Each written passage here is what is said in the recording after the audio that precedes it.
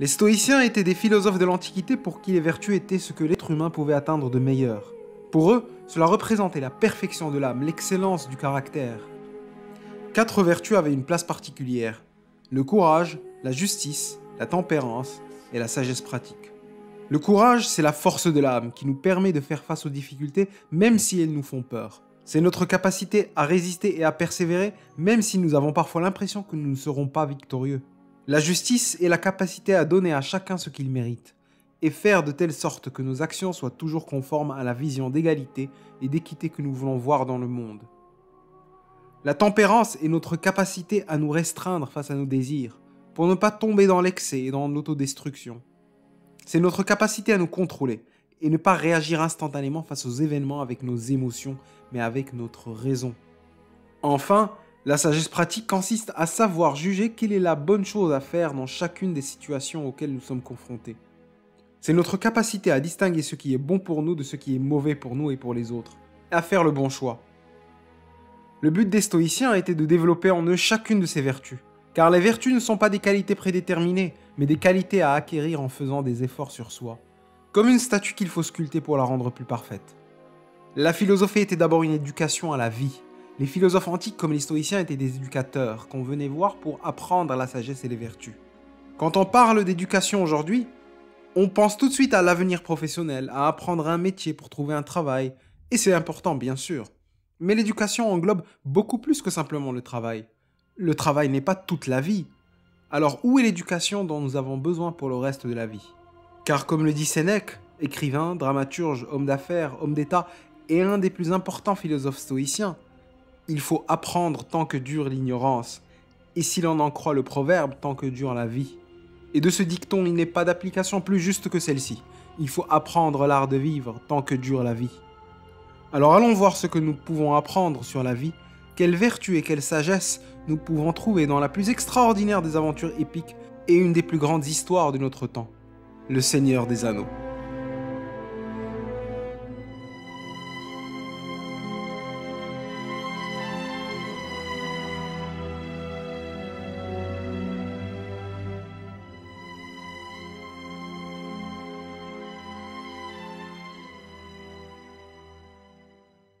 L'œuvre de Tolkien est immense. En quelques livres, il a créé un des mondes les plus riches de l'univers de la fantasy, qui inspire encore aujourd'hui des milliers d'auteurs, de lecteurs, de cinéastes et de réalisateurs de jeux vidéo. Il a construit un monde qui a sa propre géographie, ses terres, ses montagnes et ses volcans, son histoire et sa mythologie, ses peuples avec leurs langues et leurs coutumes. Et c'est avec un de ces peuples que commence le premier film de la trilogie, La Communauté de l'Anneau. Les hobbits sont un peuple apparenté aux humains, mais qui ne font pas plus d'1 mètre et qui ont les pieds poilus. C'est un peuple très tranquille qui vit sur sa terre appelée le comté, et qui aime surtout danser, chanter, manger, boire et fumer de l'herbe. Que de bonnes choses. Mais la tranquillité va être interrompue quand on apprend que Bilbon, un hobbit très aventurier, possède un anneau très particulier et très convoité. Quand Bilbon quitte le comté pour prendre sa retraite, il laisse l'anneau à son petit cousin Frodon. Gandalf le magicien fait ses recherches et se rend compte qu'il s'agit de l'anneau unique, qui appartenait à Sauron, le seigneur des ténèbres qui veut récupérer à tout prix ce qui est à lui. Gandalf revient dans la précipitation revoir Frodon et lui demande de quitter immédiatement le comté. Alors malgré lui, l'aventure dont il ne connaît pas encore toute l'étendue commence brusquement. Frodon n'était pas préparé à tout ça, il n'a jamais prévu qu'un événement aussi grave lui arrive, pourtant l'épreuve est là. Il ne peut pas s'échapper et doit prendre la responsabilité de l'anneau qu'il n'avait pas demandé. Au début de sa route, Frodon est rejoint par Sam, Merry et Pippin, des hobbits qui ne savaient pas non plus dans quoi on les embarquait. Après plusieurs épreuves, ils arrivent enfin à Foncombe, la cité des elfes. Et là, ils découvrent qu'ils ne sont qu'au début de l'histoire, et qu'il y a une tâche encore plus grande à accomplir. Aller jusqu'à la terre de l'ennemi pour détruire l'anneau unique dans le feu qu'il a créé. Ici, Elrond a convoqué un conseil spécial où plusieurs représentants des différents peuples de la Terre du Milieu sont présents. Les humains, les elfes et les nains. Tout le monde est effrayé par la difficulté de la tâche à accomplir. Tout le monde comprend que c'est dangereux, mortel, voire suicidaire, bien que ce soit absolument nécessaire. Personne n'ose prendre la responsabilité de la destruction de l'anneau, ni les hommes, ni les elfes, ni les nains, et tout le monde débat violemment plutôt que d'agir. C'est là où l'on voit un véritable acte de courage de la personne la moins physiquement apte à prendre en main la tâche. Frodon se porte volontaire pour emmener l'anneau jusqu'au mont Destin. C'est sans surprise que tout le monde s'étonne devant cette annonce.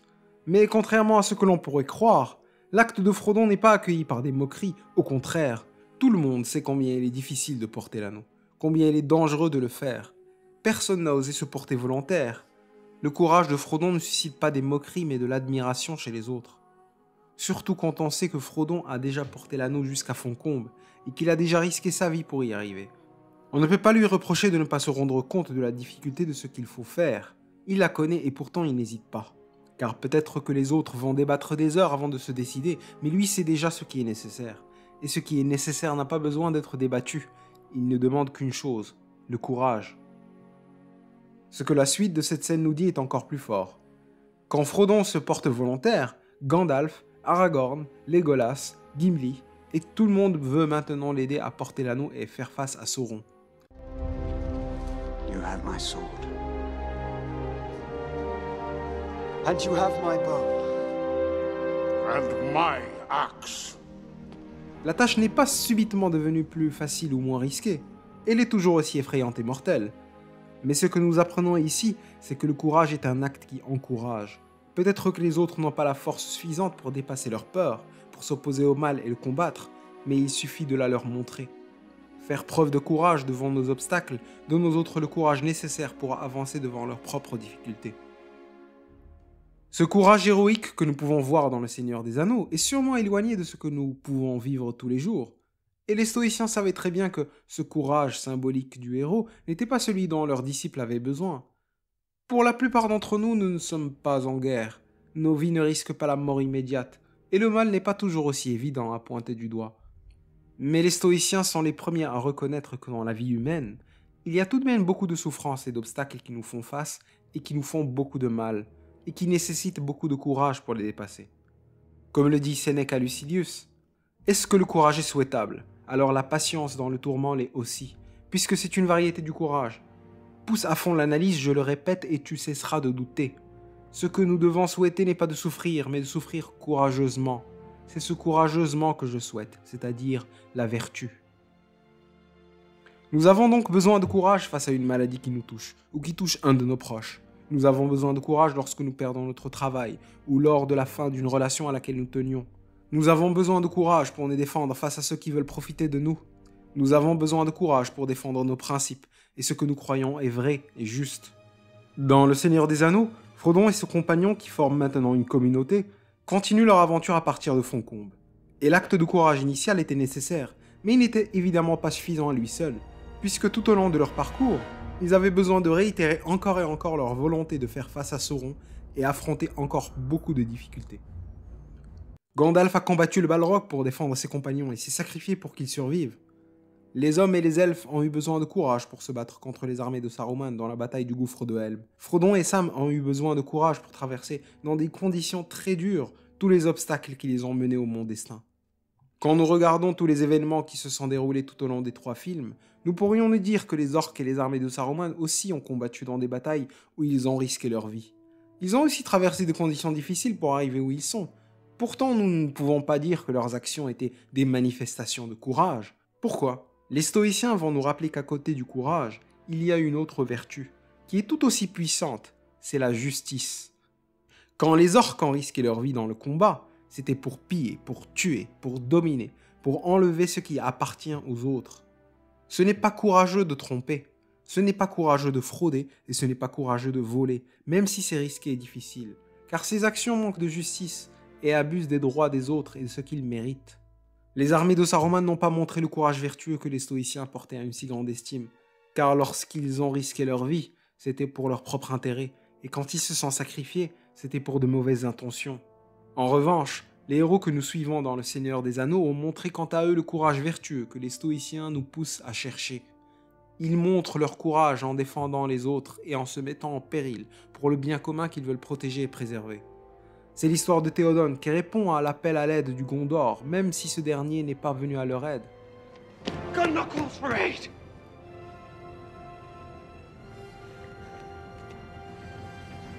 Rohan will answer. C'est l'histoire d'Éowyn qui a plus honte de vivre sans se battre pour les gens qu'elle aime que de mourir au combat. car mourir est moins grave que de ne pas défendre celles et ceux à qui elle tient. The women of this country learned long ago. Those without swords can still die upon them. I fear neither death nor pain. What do you fear, my lady? A cage. To stay behind bars until use and old age accept them. C'est l'histoire des elfes qui viennent aider dans la bataille du gouffre de Helm pour honorer leur fraternité avec les hommes.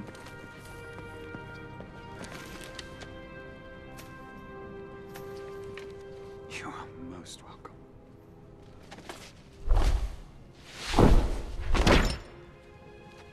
We are proud to fight alongside men once more. C'est l'histoire d'Aragorn qui ne désespère jamais, même quand Legolas lui dit que les hommes n'ont aucune chance de gagner, jusqu'à ce que la foi d'Aragorn gagne Legolas avant le début du combat. We have trusted you this far, you have not led us astray. Forgive me. I was wrong to despair.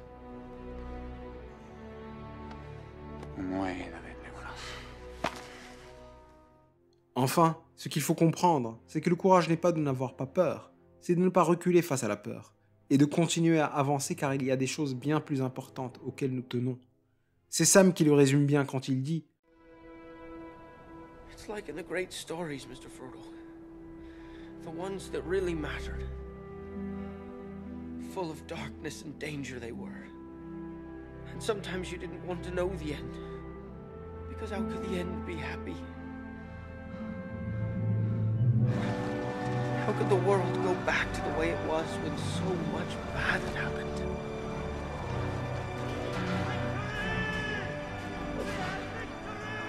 But in the end, it's only a passing thing.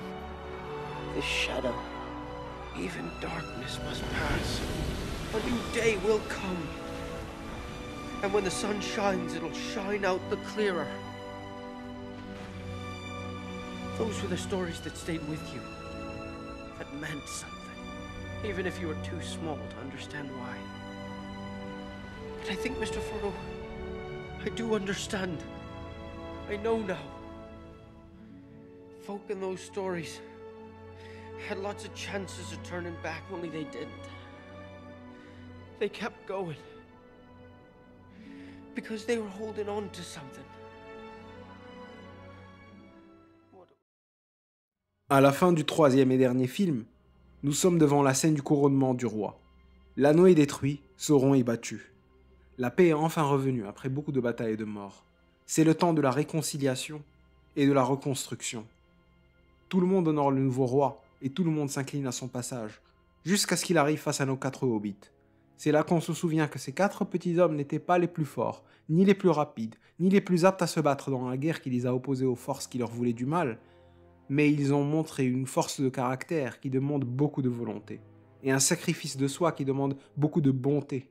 Le courage dont ils ont fait preuve ne peut susciter en nous, comme chez ceux qui les ont côtoyés, que 2 choses, l'admiration et le respect, qui obligent même le roi à s'agenouiller devant eux.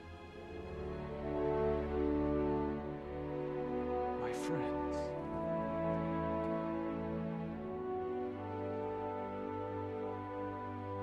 You bow to